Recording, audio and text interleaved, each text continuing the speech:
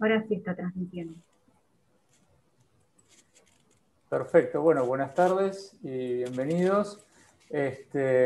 Disculpas por las demoras, por algunos problemas técnicos que tuvimos, que por suerte ya están resueltos. Bueno, hoy estamos acá para escuchar la defensa del trabajo de tesis de licenciatura de Cristian Gutiérrez, quien nos va a hablar sobre meteorología del espacio, efectos interplanetarios sobre el flujo de partículas energéticas en regiones polares.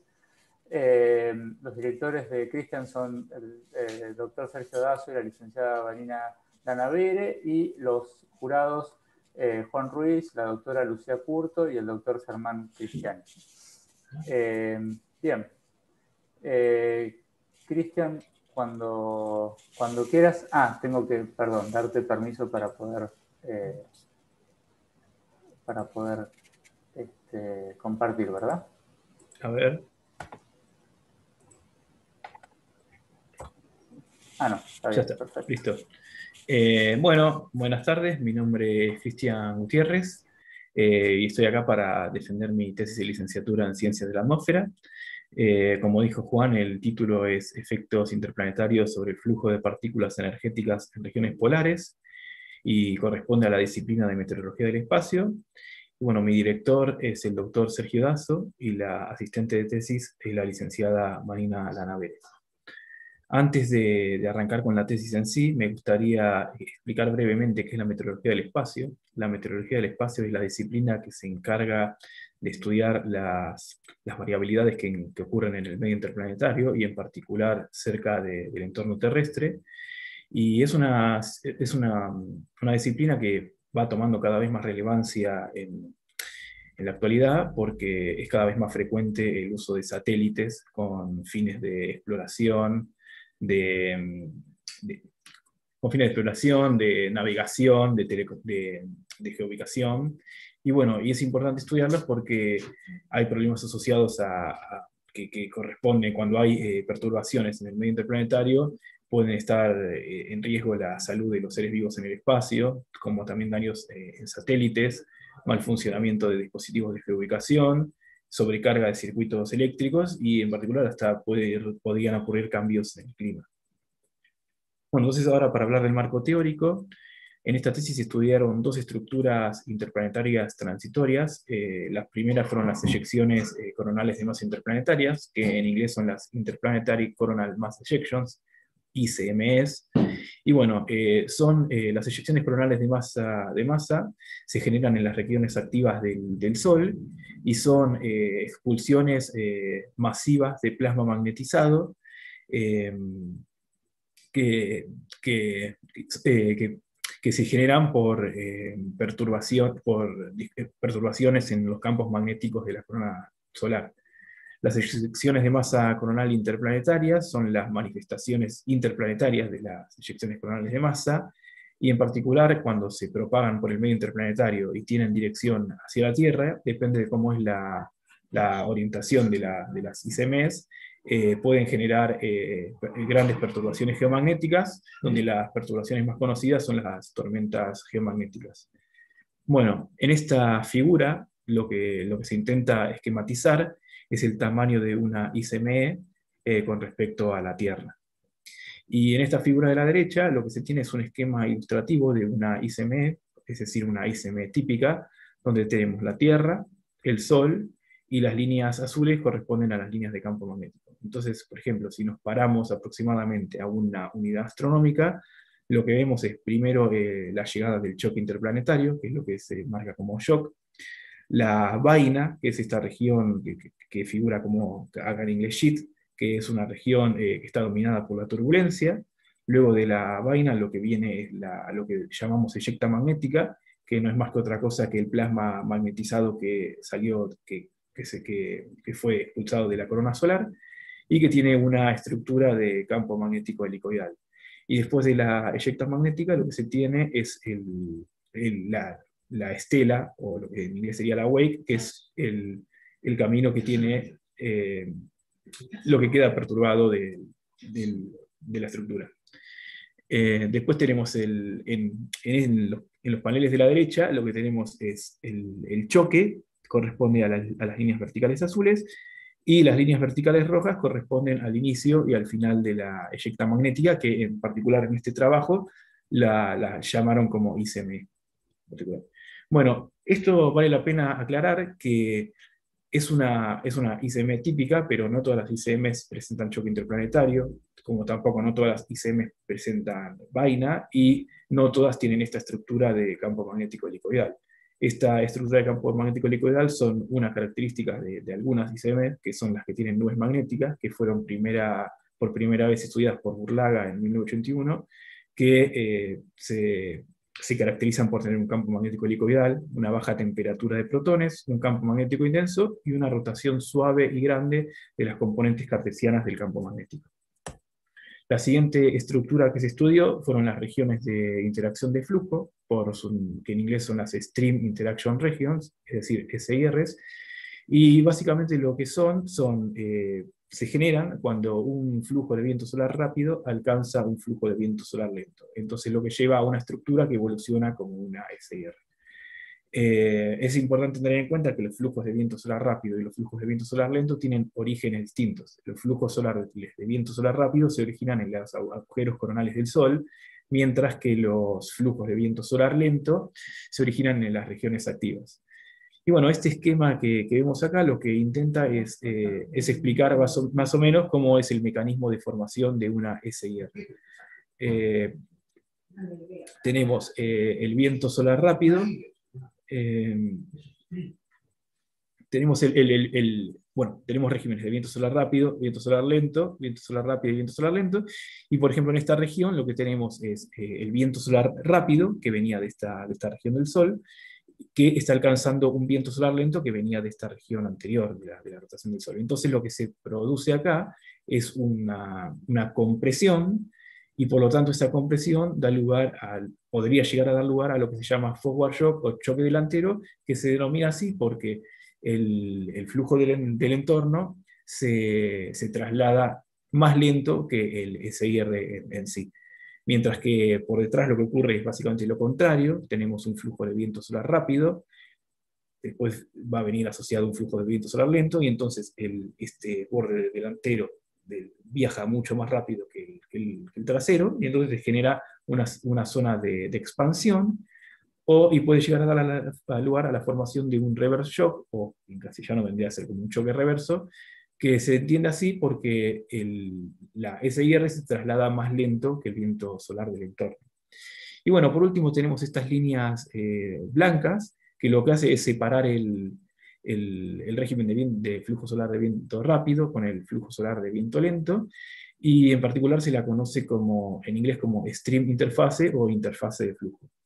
Y bueno, acá a la derecha lo que quería mostrar es básicamente cómo es las observaciones de un evento de SIR, donde tenemos las componentes del campo magnético, el campo magnético, la intensidad, la velocidad del viento solar, la densidad de partículas, la temperatura de protones, el parámetro beta y la presión. En particular, en esta tesis lo que se va a analizar son los primeros paneles, es decir, las componentes del campo magnético, la intensidad total del campo magnético, la velocidad del viento solar, la densidad de partículas y la temperatura de protones. En este caso, las líneas verticales, la primera corresponde al choque delantero, esta es la interfase de flujo y este es el choque reverso.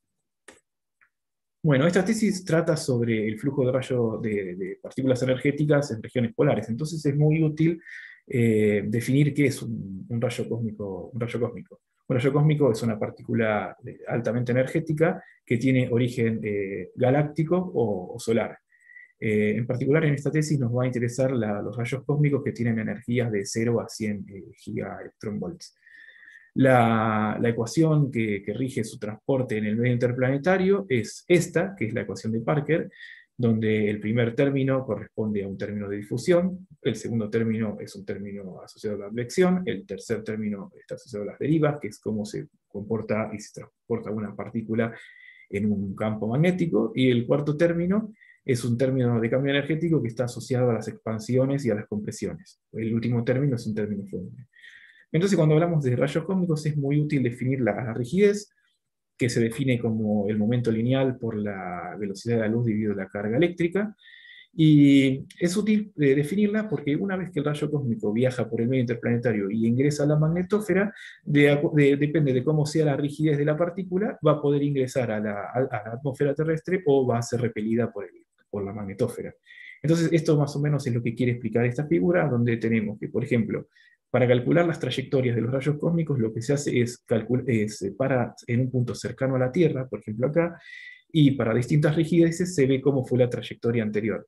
Entonces, por ejemplo, la trayectoria 1, 2, 3 y 4 las podemos decir como que son trayectorias permitidas, porque vemos que si hacemos la trayectoria que tenía el rayo cósmico, vemos que venía desde el medio interplanetario. Mientras que, por ejemplo, la trayectoria 5, si hacemos el backtracking o la trayectoria anterior, vemos que proviene de otro punto de la Tierra. Y esto es imposible porque los rayos cósmicos son partículas de origen galáctico. Entonces, lo que se quiere decir es que si bien existen partículas con estas rigideces, realmente vienen del medio interplanetario, son repelidos por la magnetósfera y no ingresan a la atmósfera. Es decir, los que tienen las rigideces 1, 2, 3 y 4 ingresan a la atmósfera, mientras que el quinto se pierde rebota en la magnetósfera y se pierde en el medio interplanetario. Después es útil también definir la rigidez de corte vertical, que es una cantidad que depende del campo magnético, terrestre, del campo geomagnético, y es distinta para cada punto del globo. Y lo que se entiende como rigidez de corte es que las partículas que superen esa rigidez de corte, o cutoff rigidity, van a ser las partículas capaces de ingresar en la atmósfera, mientras que las partículas que no superen la rigidez de corte no van a ingresar y van a rebotar y se van a perder. Entonces lo que vemos en este campo es que la rigidez de corte es máxima sobre el ecuador y latitudes medias y bajas, y para las latitudes altas, es decir, las regiones polares, la rigidez de corte es mínima. Y esto es la explicación de por qué nosotros medimos estas partículas energéticas sobre las regiones polares, porque es donde la rigidez de corte es mínima y por lo tanto es más fácil a las partículas energéticas ingresar en la atmósfera. Bueno, acá lo que muestro es, se va a utilizar el monitor de neutrones de McMurdo, que en particular tiene una rigidez de corte de 0,1, pero bueno, esto se va a explicar más adelante en los datos.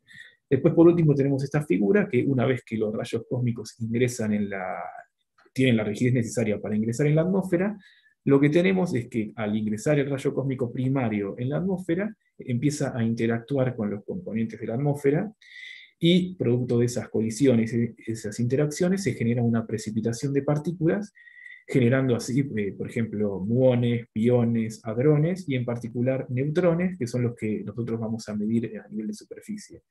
Es importante tener en cuenta que la cantidad de neutrones, por ejemplo, que se producen en superficie, producto de las colisiones y de las interacciones, es proporcional a la cantidad de flujo de rayos cósmicos que ingresó en el tope de la atmósfera. Es por eso que si bien nosotros no medimos propiamente dicho el flujo de rayos cósmicos, es decir, las partículas energéticas primarias, medir los neutrones secundarios es algo adecuado porque son cantidades proporcionales las que se generan. Bueno, por último, es importante hablar de lo que es un decrecimiento Forbush, porque es básicamente lo que trata esta tesis también. Y los decrecimientos Forbush son decrecimientos en el flujo de rayos cósmicos que se producen de manera abrupta a nivel de superficie. Y bueno, ¿por qué las ICMs y las SIRs provocan decrecimientos Forbush? Es un tema que está en debate y que todavía no se sabe a ciencia exacta por qué. Pero acá a la izquierda lo que se tiene es una teoría, por ejemplo, que explicaría por qué se produce en una ICM, y es que cuando ocurre una eyección de masa coronal en el Sol, como es una estructura de campo magnético cerrado, inicialmente no tiene rayos cósmicos. Y una vez que se va propagando por el medio interplanetario y la ICM se va expandiendo, por difusión, que es el primer término que vimos de la ecuación de Parker, los rayos cósmicos intentan ingresar a la ICM, y bueno, algunos ingresan. Y entonces, a medida que la ICM se va expandiendo, y en particular llegando cerca del entorno terrestre, lo que se observa es que ahora la ICM tiene una densidad de rayos cósmicos galácticos dentro, pero sigue siendo menor a la densidad de rayos cósmicos que tiene el entorno. Entonces, es por eso que cuando la estructura pasa cercana a la Tierra, se observa el decrecimiento Forbush.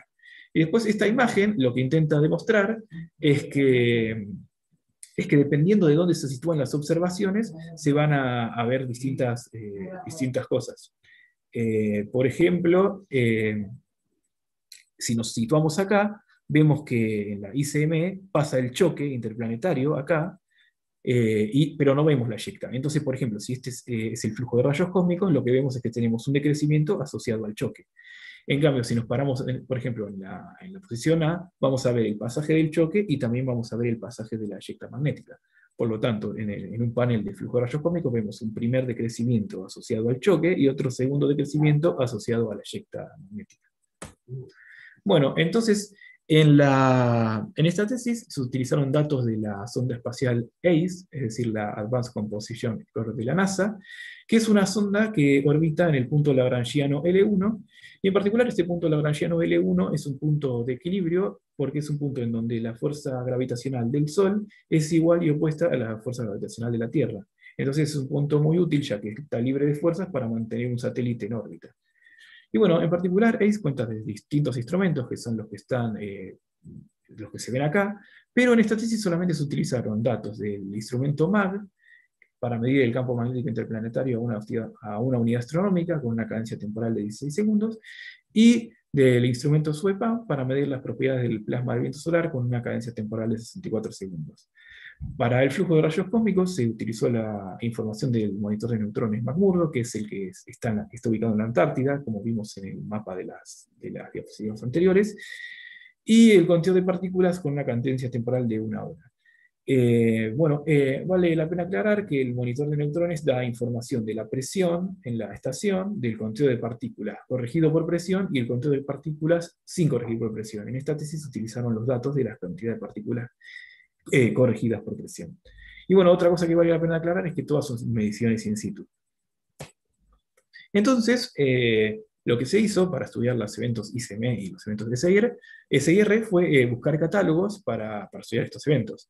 En particular, el catálogo de las ICM fue el de Regnault, y se estudiaron todas las ICM que ocurrieron entre 1998 y 2016. Y bueno, el catálogo contaba con información de los índices del evento, es decir, para identificar el evento, el T-disturbance, esta columna que indica el tiempo en el que se observa el choque interplanetario. Esta columna indica el tiempo en el que inicia la eyecta magnética, el tiempo en el que finaliza la eyecta magnética, esta columna que indica si no hay vaina, esta columna indica si hay o no nube magnética, y esta columna indica la calidad, que es básicamente si 1 es la mejor calidad posible y 4 es la peor calidad posible, en donde la calidad depende de si para definir los bordes de las ICMs había faltantes o no de datos, y también entra en juego si las fronteras estaban bien o mal definidas. Bueno, en particular para definir para identificar los catálogos, este catálogo, como olvidé decir que el catálogo de Renault es un refinamiento del catálogo de Richardson y Kane, que es un catálogo ampliamente utilizado en el área para estudiar ICM.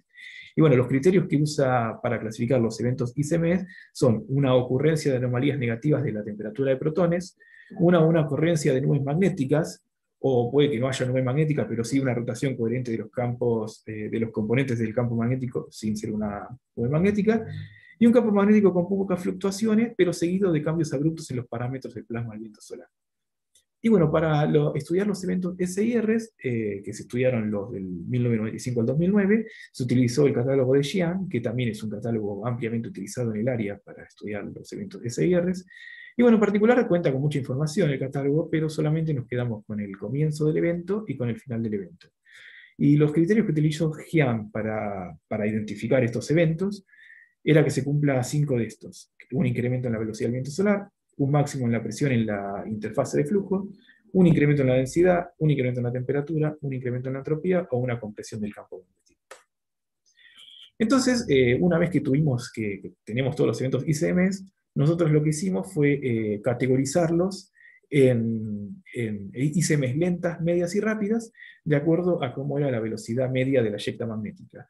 Esta calificación la hicimos motivados porque por un trabajo previo de un integrante de nuestro grupo, habíamos visto que las ICMs se comportan de manera distinta de acuerdo a cómo es la velocidad media de su propagación. Y en particular, los decrecimientos Forbus son bastante distintos.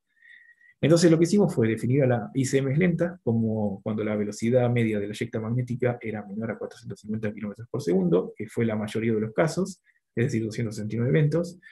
ICM medias cuando la velocidad media de la eyecta magnética estaba entre 450 km por segundo y 550 km por segundo, que resultaron 117 eventos. Y en ICM rápidas, que cuando la velocidad media de la eyecta magnética era superior a 550 km por segundo, que fueron la minoría de los eventos. Antes de pasar a hablar de cómo se definió el flujo de rayos cósmicos galácticos, o el conteo relativo, conviene hablar del dominio temporal que se graficó para cada evento. Para cada evento se graficó este dominio temporal. Y, por ejemplo, si nosotros asumimos que un evento duró, por ejemplo, un día, por decir algo, tenemos que el tiempo final es un día, el tiempo inicial es 0 días, y entonces el delta t es un día. Entonces se graficó 0 menos 1, o sea, el día anterior, y 1 más el delta te queda 1, 2 días. Entonces, lo que se graficó generalmente son tres intervalos de tiempo iguales, donde el primer tercio es lo que llamamos el periodo anterior al evento, luego el segundo tercio es el evento en sí, y luego el último tercio es el tiempo posterior, el intervalo de tiempo posterior al evento. Bueno, cabe la pena aclarar que en las SIRs tenemos inicio de la SIR y final de la SIR, pero en cambio en las ICM lo que tenemos es la primera línea, la vertical azul, corresponde al choque, esta región entre la línea azul y la roja es la vaina, y esta región entre la primera y la segunda línea roja es la eyecta magnética. Entonces ahora sí paso a explicar cómo se calculó el conteo relativo, o el flujo de rayos cósmicos galácticos, que correspondió al conteo corregido por presión en un tiempo t, menos el promedio del conteo corregido por presión en este intervalo anterior al evento, es decir, en el primer tercio del dominio. Bueno, se dividió por ese mismo promedio, se multiplicó por 100, y estos fueron los campos que se obtuvieron. Entonces, acá tenemos un ejemplo de una ICM rápida, ocurrida el 11 de abril de 2001, y en particular estos gráficos se hicieron para todos los eventos ICM, es decir, para los 457 eventos. Bueno, entonces lo que tenemos es en el primer panel el campo magnético y las componentes del campo magnético, en el segundo panel tenemos la velocidad del viento solar, en el tercer panel tenemos la densidad de partículas, en el cuarto panel tenemos la temperatura de protones, y en el último panel tenemos el flujo de rayos cósmicos, donde la línea azul es el conteo corregido por presión, y la línea verde es el conteo relativo, que es el calculado como se mostró en la diapositiva anterior.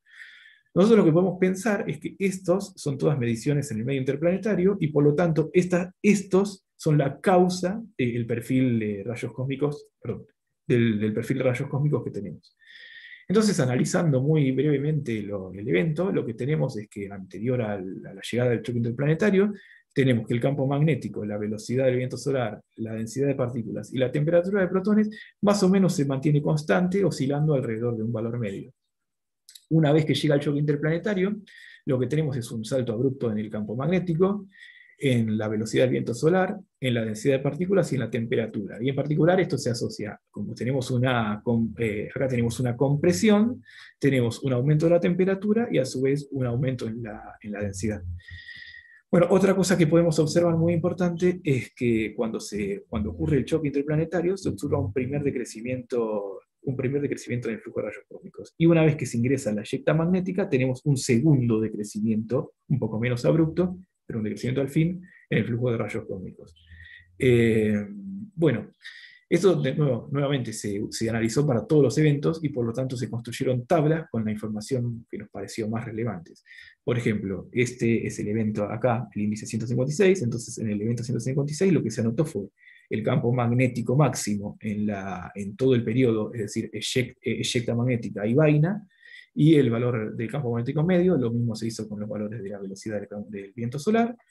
Lo mismo, en las tablas no se guardó, pero en la tesis sí se guardaron los datos de la densidad media y máxima en el evento, y lo mismo con la temperatura. Y bueno, lo que sí se guardó en la tabla que se muestra acá es el valor del máximo de crecimiento Forbush, que es el máximo en el conteo, es el mínimo en el conteo relativo que se ve acá.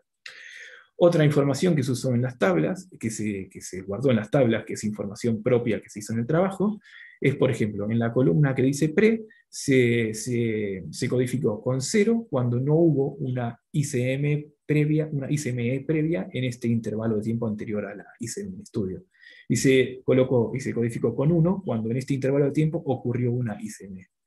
Que por ejemplo en la columna post es lo mismo, pero para el periodo posterior al evento, y si se fijan bien, acá figura un 1, porque esto que está acá pareciese ser una ICME, que si bien es un poco o bastante menos intensa que la que estudiamos, que es este evento en sí, en el periodo posterior parece ocurrir otra, y más o menos esto es lo que explican los cambios en los parámetros del viento solar. Esta columna, que se llama GLE, tiene corresponde a lo que en inglés se llama Ground Level Enhancements, es decir, incrementos a nivel de superficie, y básicamente lo que significan es lo opuesto a un decrecimiento Forbush. Un decrecimiento Forbush es un descenso abrupto, y los GLEs son un aumento abrupto en el flujo de rayos cósmicos. Y como se lo voy a explicar bien, son muy abruptos en serio, porque después en los perfiles típicos aparecen unos picos que básicamente están asociados a los GLEs. La columna que dice tipo, lo que se hizo fue, se estudiaron todos los eventos nuevamente de los ICMs, y los que tenían un módulo de decrecimiento mayor al 2% se analizaron aparte, y como se vieron patrones típicos en estos perfiles de decrecimiento de rayos cósmicos galácticos, se analizaron 3 perfiles típicos que se observaron, que uno fueron perfiles como este, donde se ve un descenso abrupto en el flujo de rayos cósmicos y después una lenta recuperación. Después, otro perfil típico que se vio fue un perfil simétrico, que se ve también un decrecimiento, pero luego un aumento en el flujo gradual, donde queda más o menos algo simétrico. Y después se vieron los menos casos, que son los que estaban codificados con 3, donde son descensos continuos. Es decir, en el evento hubo un decrecimiento así, y luego del evento el flujo siguió decayendo. Luego, la columna pasos lo que dice es 0 si no se observó un descenso en el evento, 1 si solamente se observó un solo decrecimiento, o 2 si se observaron 2 decrecimientos, como por ejemplo en este caso, donde se observa un decrecimiento asociado a la vaina o al choque, y después un segundo decrecimiento con el cambio en la pendiente asociado a la eyecta magnética. Y por último, la columna FD es donde se ubica el máximo de crecimiento Forbush. En este caso se vio en la eyecta magnética, y por eso está codificada como 3. Sería un 2 si está, y un 4 si estaba en la región posterior al evento. Acá tenemos una ICM lenta, que no vale la pena entrar mucho en detalle porque es más o menos parecida, pero lo que más vale la pena remarcar es que el decrecimiento fue de 2%, y por ejemplo en el otro era de 10%, entonces esta ICM lenta causó un decrecimiento 5 veces menor al anterior. Y bueno, este es un ejemplo de una SIR, donde nuevamente se generaron tablas para todos los eventos, y se guardaron los datos más relevantes del problema. Y bueno, los paneles representan la misma información. Lo más destacable acá es que esta SIR es un poco atípica, como vamos a ver después, porque se ve que el flujo de rayos cósmicos, el mínimo, se da en el inicio del evento, que es algo que no se da particularmente. Y bueno, como ya dije, lo voy a explicar más adelante. Bueno, entonces una vez que se analizaron todos los eventos, se generó una tabla estadística con los valores más significativos, y en particular se guardó el valor del campo magnético máximo de todos los eventos, es decir, la ICM con el campo magnético máximo fue de 82 nanoteslas, y del SIR fue de 59. Después se promedió el valor máximo de todos los eventos ICM y SIR, el valor medio de todos los eventos de ICM y SIR, y se hizo lo mismo para la velocidad del viento solar, para la densidad de partículas y para la temperatura de protones. Otra cosa que se registró en las tablas fue el decrecimiento Forbush máximo de cada evento, que por ejemplo lo podemos ver acá, y después la amplitud máxima promediada de todos los eventos. Y bueno, en particular en este histograma, que si bien los bines o los intervalos no tienen la misma longitud, y por lo tanto no sería adecuado hacer una comparación, lo que intenta enfatizar este histograma es que las ICMs rápidas, que son las verdes, son generalmente las que causan los decrecimientos Forbush mayores, mientras que las rojas no así. Y después en el de abajo tenemos lo mismo, pero ahora comparando todos los eventos ICMs con los eventos SIRs, y lo que vemos es, bueno, nuevamente, que los ICMs son los que causan los decrecimientos Forbush mayores. Y otra cosa muy interesante que notamos es que todos los SIRs, por más diminutos que sean los Forbush que causaron un decrecimiento. Todos causaron un decrecimiento, por más chiquito que sea. No así las ICMs, que hubo ICMs que causaron un incremento en el flujo de rayos cósmicos, algo medio extraño y que por eso vale la pena aclarar. Bueno, después se realizaron más histogramas comparando el campo magnético y la velocidad del viento solar para todos los eventos ICMs. Y bueno, básicamente lo más importante de estos histogramas es nuevamente que los ICMs parecen ser los que presentan campos magnéticos máximos, también campos magnéticos medios máximos, mayores, velocidades máximas en el viento solar y velocidades medias del viento solar también máximas, mayores que las bueno, entonces, como dice acá, si bien las ICMs extremas suelen alcanzar velocidades mayores, la velocidad media de los eventos CIRS es mayor que en las ICMs. Y esto se observa en la tabla que mostré antes, donde, por ejemplo, la velocidad máxima media de las SIRs es 596 km por segundo, mientras que la velocidad máxima media de las ICMs es de 544. Y bueno, otra cosa es que no hay una gran diferencia entre el campo magnético máximo medio de las ICMs y de las SIR, algo que se ve acá. En las ICMs es 2 nanotesla mayor, pero el orden de magnitud es más o menos comparable, y entonces podemos decir que no hay muchas diferencias. Bueno, entonces una vez terminados los histogramas, se hicieron un diagrama de dispersión para comparar el viento solar y la velocidad del viento solar y el campo magnético para las ICMs lentas, medias y rápidas en los primeros 2 paneles, y en los segundos 2 paneles para las ICMs y las SIRs. Bueno, la conclusión de estos diagramas de dispersión es que las variables máximas siempre muestran correlaciones mayores a las variables medias. Esa es como primera conclusión. Y la segunda es que las ICMs tienen mejor correlación que las SIRs.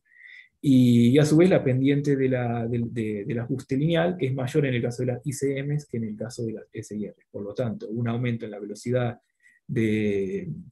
máxima de la ICM es más susceptible a un cambio en el campo magnético máximo en una ICM que en una SIR. Bueno, ahora se hicieron los mismos diagramas de dispersión, pero ahora entre el campo magnético máximo y medio y la amplitud de los decrecimientos Forbush, también para las ICMs lentas, medias y rápidas, y para las ICMs y las SIRs.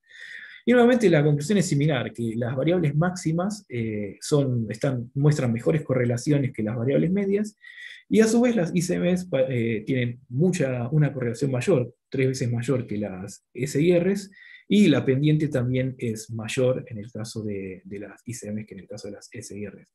Por lo tanto, uno espera que las ICMs un cambio en el campo magnético máximo en una ICM sean más sensibles a provocar decrecimientos Forbush más intensos, no así en las SIRs, que no parece haber un incremento del campo magnético, no parecería afectar tanto la amplitud máxima del Forbush causado por las SIRs. Y bueno, acá se hizo lo mismo, pero ahora en vez de comparar el campo magnético con la amplitud del Forbush, se comparó la velocidad del viento solar con la amplitud del Forbush. Y bueno, las conclusiones son realmente las mismas, que en el caso de las variables máximas muestran mayor correlación que las variables medias, y que la pendiente y las correlaciones son mayores en el caso de las ICMs que en el de las SIRs. Y en ese caso realmente es bastante mayor la diferencia entre las pendientes, por lo tanto las ICMs con mayor velocidad van a causar casi siempre Forbush decrecimientos Forbush más intensos, mientras que las SIRs no parecen ser muy susceptibles los decrecimientos Forbush asociados a las SIRs a la velocidad de la estructura. Bueno, entonces, por último, en la tesis lo que se hizo fue estudiar perfiles medios de distintas categorías de ICMs y de SIRs, y también se comparó, obviamente, los perfiles típicos de ICMs y SIRs. Y bueno, se aplicó para eso el método de época superpuesta. El método de época superpuesta lo que consiste en normalizar la duración de cada evento individual, marcando al inicio del evento como t igual a 0 y al final del evento como t igual a 1. Luego se elige en cuántos intervalos n se va a dividir cada evento individual normalizado, y en particular en esta tesis lo que se hizo fue para el campo magnético y para el plasma del viento solar se utilizó n igual a 100, y para el caso de los rayos cósmicos, el flujo de rayos cósmicos, se utilizó un n igual a 10. La diferencia básicamente se debió a que la resolución temporal que teníamos en el flujo de rayos cósmicos era de 1 hora. Entonces no valía la pena elegir 100 intervalos en el flujo de rayos cósmicos porque iba no iban a alcanzar, iba a haber más intervalos que datos, y por eso no se eligieron. Luego también lo que se hizo fue se calculaba un delta t para cada evento, como esta forma, el tiempo en el que se terminaba el evento, menos el tiempo en el que iniciaba el evento, dividido en n, y por último se promediaban todos los datos que correspondían a cada intervalo, este intervalo, y se le asignaba el valor medio obtenido. Esto se hacía para todos los eventos individuales, obteniendo de esta forma perfiles suavizados, en las que todos tienen la misma cantidad de datos en su dominio. Y para entender esto, a mí me resulta más cómodo, a ver, por ejemplo, un ejemplo, tenemos informaciones, por ejemplo, de 7 días, del día 0 al día 7, con datos, y por ejemplo queremos dividirlo en 4 intervalos. Entonces venimos al delta t y ponemos el fin del evento del día 7, el inicio del día 0, y entonces te queda 7 menos 0 dividido 4, que era la cantidad de intervalos que queríamos, y entonces tenemos un delta t de 1,7 de días. Y entonces los 4 intervalos quedan de 0 a 1,75, de 1,75 a 3,5 días, y así sucesivamente. Entonces, en el primer intervalo entra los datos del día 0 y del día 1, se suman, se promedian y se meten en el primer bin o intervalo. Después, en el segundo intervalo tenemos que va del día 1,75 al 3,5, es decir, el día 2 y el día 3 ingresan, se suman, se promedian y se meten en el segundo bin. Y así con todos los 4 intervalos. Y se repite lo mismo para todos los eventos SIR, ICMs y todas las categorías que quizás querramos estudiar. Y entonces después el perfil medio se promediaron todos los primeros intervalos, los primeros bines, y se puso el valor al primer intervalo. Se promediaron todos los segundos intervalos de todos los eventos y se colocó. Y bueno, se hizo así para construir los perfiles típicos. Y bueno, ese es un ejemplo suavizado que vimos antes. Por ejemplo, como dije, los datos de rayos cósmicos estaban suavizados en 10 intervalos, y son los que sí se ven acá. Tenemos 1 punto, 2 puntos, 3 puntos, 4, 5, 6, 7, 8, 9 y 10 de 10 intervalos. Y después teníamos estos perfiles para todos los eventos, y entonces se promedió el primer intervalo de este evento con el otro evento, y así. Bueno, entonces el primer método de época superpuesta que hicimos fue para las categorizaciones de ICMs que que explicamos anteriormente en las primeras diapositivas, con estos criterios que no voy a repetir. Y básicamente lo que vemos es, bueno, vale la pena aclarar que antes teníamos distinción entre vaina y eyecta magnética, y en este caso ya no hay distinción entre vaina y eyecta magnética. Esto es el inicio de la llegada del choque interplanetario, y este es el final de la eyecta magnética. Entonces lo que vemos es que básicamente las ICMs rápidas tienen un choque interplanetario, es decir, una discontinuidad en las variables, un salto, mucho más abrupto que las ICMs lentas. Y eso se observa básicamente en todas las variables o parámetros del viento solar.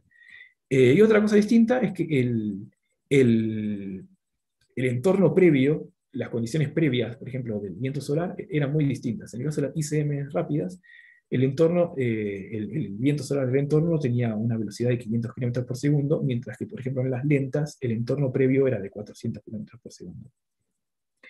Y bueno, acá este es nuevamente el flujo de rayos cósmicos, y acá quiero frenarme para explicar lo que decía de las GLEs, que, por ejemplo, a pesar de tener 71 eventos, cuando promediamos todos los eventos, se ve este incremento abrupto en el flujo de rayos cósmicos, este pico que está asociado a un GLE. O sea, a pesar de que hubo 71 eventos, se marca, es porque el incremento es muy abrupto. Pero si fijamos, por ejemplo, las líneas rojas corresponden a la mediana, y la mediana no es susceptible a valores extremos, porque es una medida más robusta. Y en la mediana esto se ve como suavizado y no entra en efecto el efecto del GLE. Bueno, nuevamente, volviendo a lo que importa, el flujo de rayos cósmicos en el caso de las ICM rápido tiene un decrecimiento de hasta 4%, mientras que en el caso de las ICM lentas el decrecimiento no llega casi ni siquiera al 1%. Entonces, es decir, las ICM rápidas provocan decrecimientos Forbush más intensos. La segunda categorización que se hizo de ICMs, y que se le aplicó el método de época superpuesta, es a las ICMs que tenían nubes magnéticas y a las ICMs que no tenían nubes magnéticas. Para eso se utilizó la información de esta tabla, donde 1 indicaba la presencia de nubes magnéticas y 0 la no presencia de nubes magnéticas. Vemos que en la mayoría de los casos las ICMs no presentan nubes magnéticas, mientras que solo 85 de las estudiadas presentaban nubes magnéticas. Y bueno, lo que se ve es que tienen las ICMs con nubes magnéticas presentan una discontinuidad mayor, es decir, el choque parece ser más intenso, algo que se observa en todas las variables, y además en particular la estructura del campo magnético es distinta. En el caso de las ICMs sin nubes magnéticas, el máximo en el campo magnético se alcanza casi inmediatamente producido el choque interplanetario y después decrece casi linealmente. Mientras que en el caso de las ICMs con nube magnética, el máximo se da más o menos aproximadamente a la mitad del evento. Lo mismo ocurre con la velocidad del viento solar. Y bueno, y si nos paramos en el flujo de rayos cósmicos, lo que vemos es que las ICMs con nubes magnéticas generalmente alcanzan Forbush, decreciendo Forbush más intensos que las que no presentan nubes magnéticas. Otra categorización que se hizo es entre las ICMs con vaina y sin vaina, y estas fueron las que más diferencia hubo entre los perfiles obtenidos. Bueno, el criterio fue, nuevamente, en la tabla aparecía la codificación de vaina y no vaina, los 0 son las que tenían vaina y 1 son las que no tenían vaina, y en este caso lo que vemos es que la mayoría de las ICMs tenían vaina, 350, mientras que 94 no presentaban vaina. Bueno, el comportamiento es radicalmente distinto en casi todos los campos. Por ejemplo, en el campo magnético, en las ICMs con vaina, se provoca un abrupto salto en el campo magnético, mientras que en el caso de las que tiene sin vaina, se provoca un leve discontinuidad, un breve aumento, pero durante el evento, el campo magnético aumenta, mientras que en el caso de las ICMs con vaina, el campo magnético disminuye casi linealmente. Con respecto a la velocidad del viento solar, en la llegada del choque, en el caso de las ICMs con vaina, se produce un salto abrupto y luego un descenso, mientras que en el caso de las que no hay vaina, el salto y la discontinuidad es muy leve, casi imperceptible. Después, en el caso de la densidad de partículas, en el caso de las ICMs con vaina se provoca un gran aumento en la densidad de partículas en el choque y luego una disminución, mientras que en el caso de las ICMs sin vaina, casi es imperceptible el aumento en la densidad, y luego se mantiene más o menos aproximadamente constante. Algo totalmente distinto es en la temperatura de protones, que en el caso con vaina aumenta, se pega una discontinuidad, y luego disminuye. Bien distinto es el caso de las que no tienen vaina, que ni siquiera aumenta, o sea, no aparece nada, no se distingue nada, se ve que la temperatura disminuye directamente, nunca aumenta. Y bueno, en el decrecimiento Forbush también, lo que se ve es que las que tienen vaina tienen un decrecimiento de aproximadamente 1,5%, mientras que en el caso de las que no tienen vainas, casi que ni hay decrecimiento Forbush y por lo tanto son muy débiles los decrecimientos producto de las ICMs sin vaina. Otra categorización que se hizo, y a la que se le aplicó el método de época superpuesta, y esta ya con información propia calculado por las tablas y por cómo era el decrecimiento Forbush calculado, fue entre ICMs intensas y ICMs débiles. Las intensas fueron cuando el módulo del Forbush era mayor al 4%, y las débiles cuando el módulo del Forbush era menor al 4%. Y lo que se ve en este caso es que es básicamente parecido, o muy parecido, a lo que vimos en las ICMs rápidas y lentas. Las intensas son parecidas a las que vimos como rápidas, donde los choques son muy intensos porque se ven discontinuidades muy importantes en todas las variables del viento solar, del plasma del viento solar, y obviamente por cómo están definidas, los decrecimientos Forbush son mayores al 4%. Mientras que las débiles son muy parecidas a las lentas porque tenemos choques muy débiles, y decrecimientos también muy débiles, casi imperceptibles. Por último, se aplicó el método de época superpuesta, dependiendo a cómo era el perfil del decrecimiento Forbush, y acá vale la pena aclarar que tenemos distintos números de casos, tenemos menos casos, porque el criterio que se utilizó fue, se miraron todos los eventos uno por uno, y aquellos eventos donde el módulo del decrecimiento Forbush era mayor al 2%, se analizaron y se vieron si tenían algún patrón típico. Y los 3 patrones típicos que observamos eran que era el que expliqué antes, un decrecimiento abrupto, seguido de una recuperación gradual, que por lo menos en el tiempo considerado como posterior, no llega a retomar el valor que se tenía anterior al evento. Estos que son como eventos más simétricos, porque no son totalmente simétricos, pero son mucho más simétricos que estos. Y esos son los menos, 17 casos solamente, donde se vio un descenso asociado al evento, y luego, en vez de lo que uno espera, que es el recuperamiento del flujo de rayos cósmicos, el flujo seguía disminuyendo, pero fueron los menos casos. Y lo más rico de estos perfiles es que los de descenso bruto y los de descenso continuo parecen tener un campo magnético, una discontinuidad mayor en el choque y a su vez mayor en el evento. Bueno, ahora lo que se hizo fue comparar los perfiles típicos de las ICMs y de las SIRs, y bueno, obviamente son muy distintos, pero porque son estructuras muy distintas. Por ejemplo, en las SIRs, el campo magnético alcanza un máximo a la mitad del evento y son prácticamente parabólicos, una parábola casi perfecta, mientras que en las ICMs, como vimos antes, se alcanza el máximo generalmente en la llegada del choque y después decrece linealmente. Después, los campos de velocidad del viento solar son bien distintos, pero básicamente porque un SIR lo que es una región de compresión, y entonces tenemos este perfil típico de velocidad, mientras que las ICMs se van expandiendo a medida que viajan por el medio interplanetario, y es por eso que tenemos este perfil de velocidad asociado.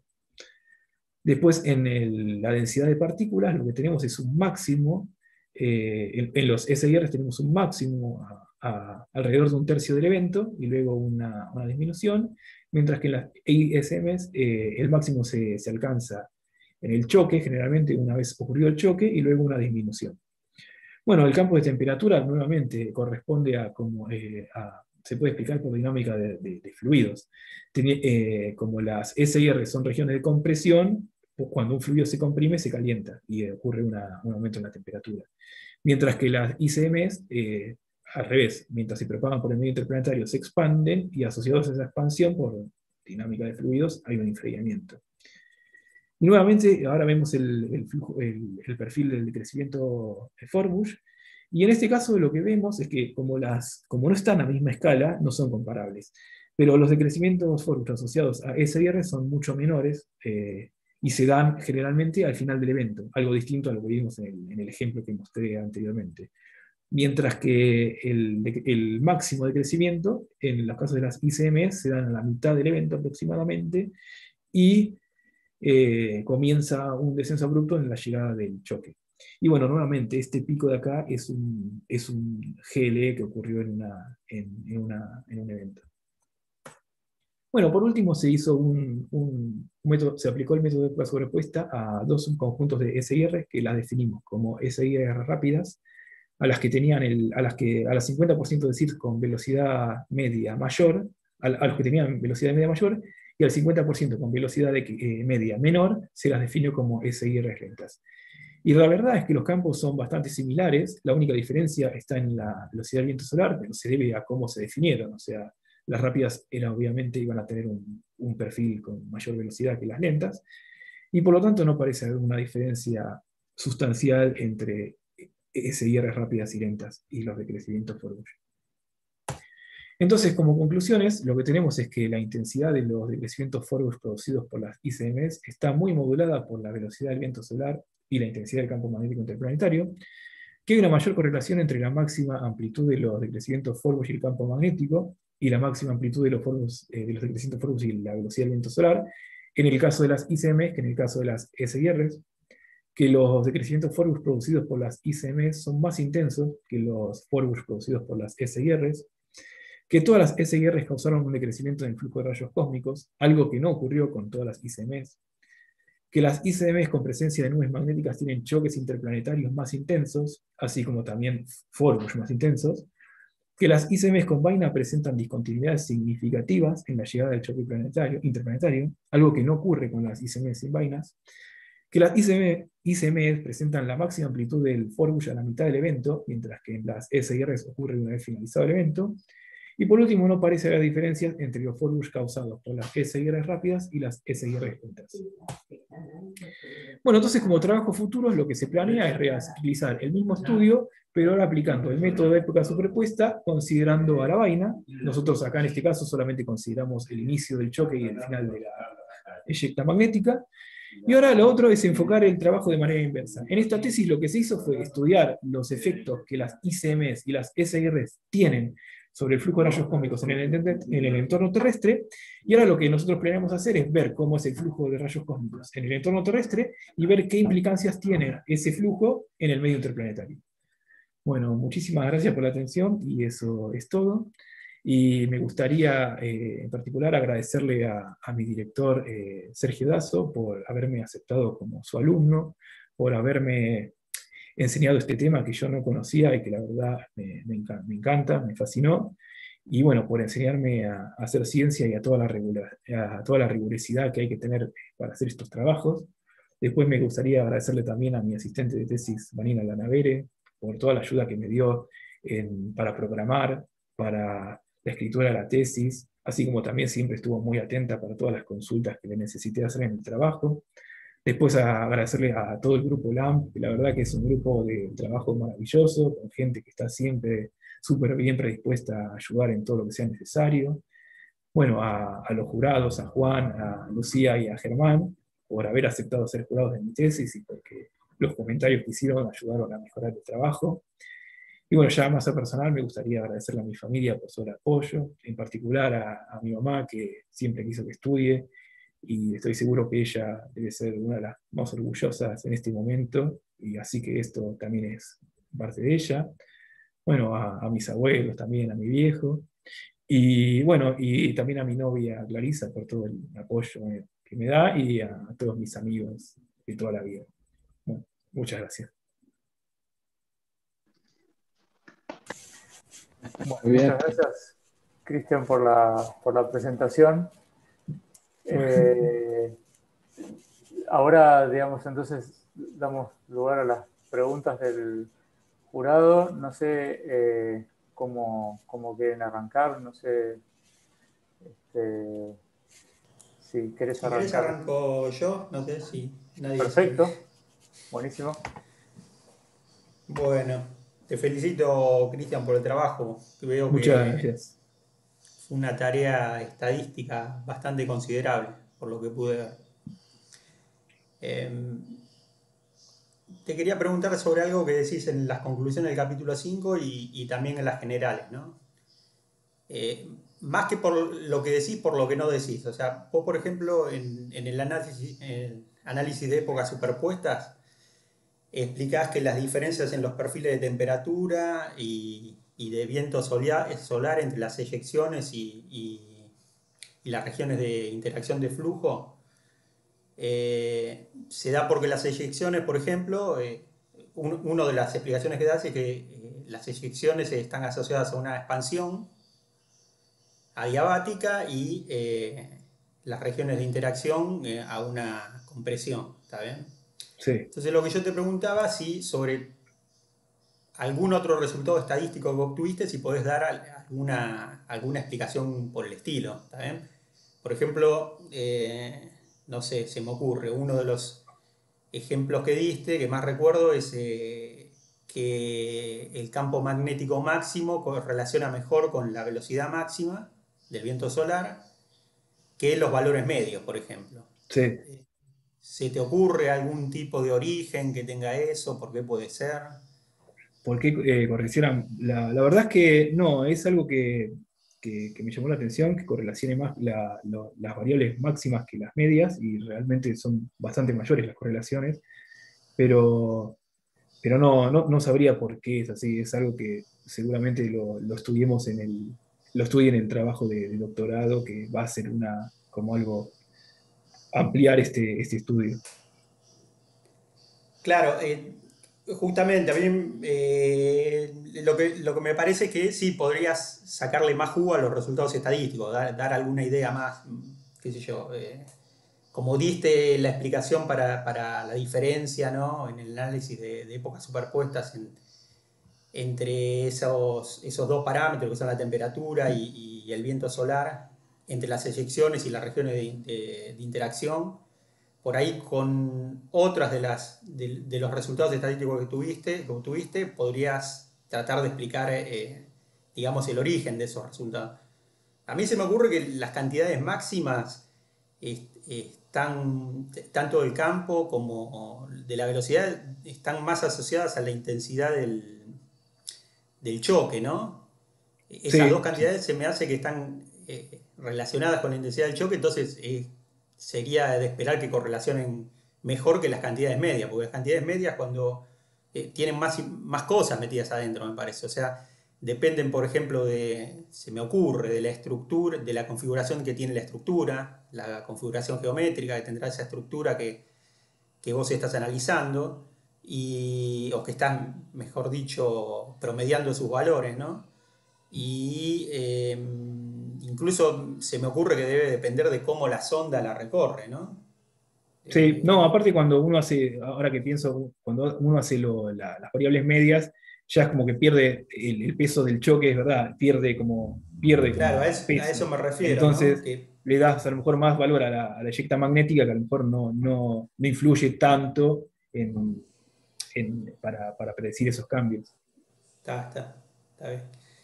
Eh, Otra cosa que me quedó, que decís del trabajo a futuro, decís de repetir el análisis, pero separando en las eyecciones eh, la vaina y la eyecta, ¿no?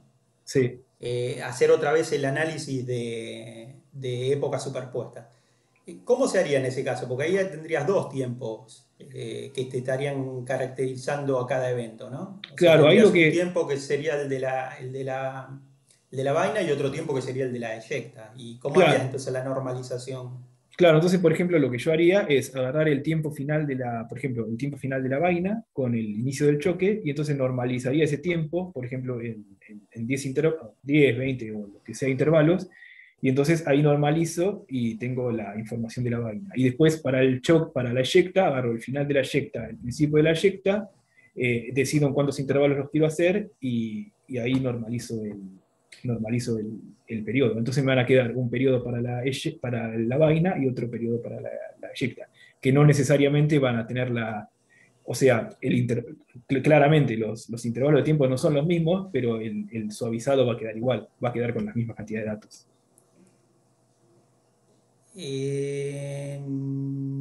No lo entiendo igual, porque eh, son detalles, ¿no? Supongo, pero eh, vos al normalizar,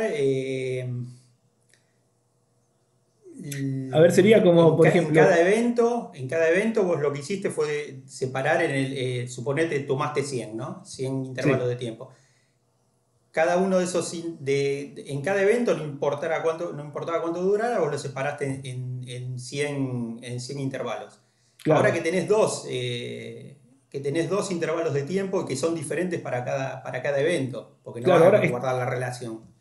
Claro, es que ¿Cómo ahora se- los trataría distintos. Trataría como una parte la vaina, como serían dos delta T's en realidad. Ah, Sería, está bien, está bien. sí, Está bien, está. Vas a definir dos delta T claro, claro, diferentes. claro, dos delta T Bien. distintos. Claro, exacto. Está bien, está. Después cuando uno grafique va a tener que tener en cuenta, si quiere ver los perfiles, que si uno quiere ver cómo baja, cómo suben las curvas, va a tener que tener en cuenta que es un delta T diferente en Claro, cada una claro, de las dos regiones. claro, claro. Si quiere ver digamos, las pendientes, por ejemplo, de las curvas. Claro, y a lo mejor uno tiene más como densidad de observaciones que otro, pero la cantidad va a ser la misma como de bines o intervalos. Sí, sí, sí, sí. Está bien. Bueno, entendido. Bueno, gracias. Esas eran las preguntas que tenía yo. No, gracias, gracias. Si Bueno, muchas querés, gracias. No sé, Lucía, si querés seguir. te iba a decir, sí, yo. Bueno, Cristian, felicitaciones por tu trabajo, como dijo Germán. Muchas eh, gracias. Se nota todo el trabajo que has puesto en la tesis. Felicitaciones también a Sergio y a Vanina, que te han ayudado en este recorrido, al grupo que se adentra en un tema de investigación, digamos, nada sencillo, pero sí importante. Eh, yo estudio otra área que nada que ver, yo estudio la turbulencia del aire, como algunos sabrán. Sin embargo, me encontré con muchos conceptos similares al leer tu tesis, que por cierto me resultó de lectura bastante amena, se notó todo el trabajo que pusieron, pero también lo pudiste plasmar de una manera que se entiende. Y yo me encuentro con, como te lo había mencionado antes, como con conceptos similares en cuanto a estas estructuras interplanetarias, que según su origen, si son por digamos, por las eyecciones de masa o por las regiones de interacción de flujo, vos encontrás comportamientos distintos y en todas las variables y como yo te digo, yo siento como si bien somos escalas totalmente distintas y nos dedicamos a distintas cosas, hay cierto punto en común en estudiar este tipo de estructuras que si bien no están presentes todo el tiempo, porque tenés, según los catálogos, 450 casos, más o menos, en 19 años en un caso y en 15 en el otro, no son eventos que están presentes siempre, pero sí son importantes estudiados por las consecuencias que tienen directamente en la atmósfera terrestre, ¿no? Y eh, yo te quería preguntar, dado que en el trabajo futuro vas a seguir estudiando las ICME, si habías pensado además de, digamos, de estudiarlas más en profundidad, si habías pensado en estudiar cómo eso se asocia a mayor o a menor actividad solar, porque en un momento de la tesis lo mencionás, de que debería haber mayor número de ICME si hay mayor actividad solar, o por ahí uno esperaría que también fueran más intensas. Si eso lo pensaste, si más adelante lo verían, si capaz que no lo pensaste, pero les parece adecuado. Eh, Quería saber esa, digamos, esa respuesta de tu parte. Sí, sí, es algo que se puede hacer y que seguramente se va a hacer, que depende cómo sea el ciclo solar, ver cómo fueron la ocurrencia de ICMS, si hubo más o menos, de acuerdo a cómo era cómo estaba el periodo solar. Y sí, sí, es algo que se puede hacer tranquilamente, así que seguramente se vaciará. Bueno, muchas gracias. Después, bueno, yo te había hecho algunos comentarios, pero Sí, sí, sí, sí, sí. eso, digamos, es otra historia. Por ahora mis preguntas ya terminaron, así que bueno, felicitaciones nuevamente. Bueno, muchas gracias. Bueno, muchas gracias. Yo también por mi parte, Cristian, quería felicitarte. La verdad que el trabajo me gustó mucho. Me parece que estaba también la tesis muy bien escrita, digamos, era muy claro seguir a pesar de que claramente está un poco lejos de los temas que suelo leer habitualmente y así todo creo que digamos, pude seguir lo que fueron haciendo, así que me parece que en ese sentido, bueno, no es poca cosa. Me parece también destacar el hecho de haber incursionado en un tema, digamos, que sale un poco de lo que es habitual para el departamento. Me parece que eso también es un desafío importante a la hora de hacer una tesis y requiere una predisposición particular de tu parte, también una curiosidad por explorar otras cosas, otros temas, y eso creo que también está bueno que suceda, ¿no? Que digamos, nos abramos a otras preguntas, a otras aplicaciones y demás. Creo que eso siempre suma. También, digamos, bueno, te había pasado a compartir una lista de comentarios, muchos de los cuales vi que fuiste incorporando en la presentación y que fuiste comentando un poco en la línea de las cosas que te había preguntado, así que eso también te agradezco por haber incluido ahí Muchas cosas. gracias. Sí. Espero no hayan sido muchos, pero bueno, la verdad que como es un tema, digamos, que yo no manejo, digamos, surgieron muchas preguntas y bueno, me parece que estuvo muy bien la forma en la que vos las fuiste respondiendo en la presentación. Me quedan hay algunos comentarios menores que ya puse ahí respecto sobre cuestiones de las figuras y demás, o dudas que me van surgiendo de analizar figuras particulares y demás. Pero hay algo que vos mencionaste hacia el final en la parte de las conclusiones, donde hablas de la posibilidad de utilizar estas correlaciones que fuiste encontrando entre las distintas variables con fines de pronóstico. Y eso me gustaría preguntarte, digamos, si podés, digamos, contar un poco más en detalle cómo esto se usaría a fines de pronosticar o de anticipar lo que puede llegar a pasar con estas variables. A mí de eso se me ocurren dos cosas, que una es más o menos hacerle chivo a lo que hacemos en el grupo de LAMP, que es nosotros hacemos como boletines con la información de cómo son las condiciones espaciales, y una de la información que damos es si hay eyecciones de masa coronales y si tienen dirección, por ejemplo, a la Tierra. Entonces, una cosa que se me ocurre a mí es como hay un modelo que dice cuándo hay una eyección coronal y hacia dónde se dirige y la velocidad. Entonces, como vi que en el trabajo la velocidad de las ICMs está muy, modulan mucho cómo va a ser el crecimiento Forbush. Entonces, a mí se me ocurre que eso podría tener más o menos como las ICMs tardan 4 días o 5 en llegar al entorno terrestre. Entonces, ya sabiendo que se eyectó una y sabiendo a qué velocidad tiene, entonces uno podría modular, podría a lo mejor predecir si va a haber un Forbush y qué tan intenso va a ser. Y después otra cosa que se vio en el estudio, que a ver si se ve, acá, es que generalmente antes de que ocurra el choque y se observe este decrecimiento abrupto en el flujo de rayos cósmicos, nosotros lo que observamos mientras hacíamos la tesis y en varios trabajos es que antes de que se produzca el decrecimiento de Forbush hay un incremento en el flujo de rayos cósmicos, que hasta acá, por ejemplo, que se suele ver antes de que ocurra el Forbush.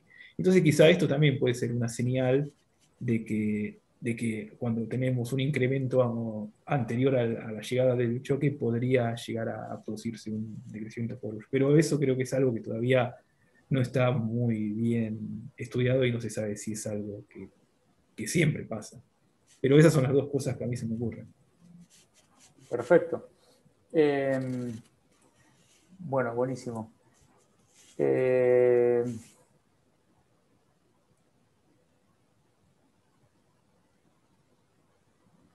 Ok, tenía acá algunas anotaciones, pero creo que la mayoría de las cosas las fuiste vos comentando más en detalle, digamos, durante la presentación. Así que había alguna más que me parece que quería puntualizar, pero ahora no lo estoy encontrando y de todas maneras no era tan importante. Así que, bueno, nuevamente felicitarte por el trabajo. Bueno, muchas gracias. A vos, a tus directores. Y bueno, ahora entonces lo que haríamos a continuación es cortar la transmisión de YouTube para hacer la deliberación. Bueno, entonces a los que nos están siguiendo por YouTube, muchas gracias. Muchas gracias por haber estado. Y bueno, que tengan buenas tardes.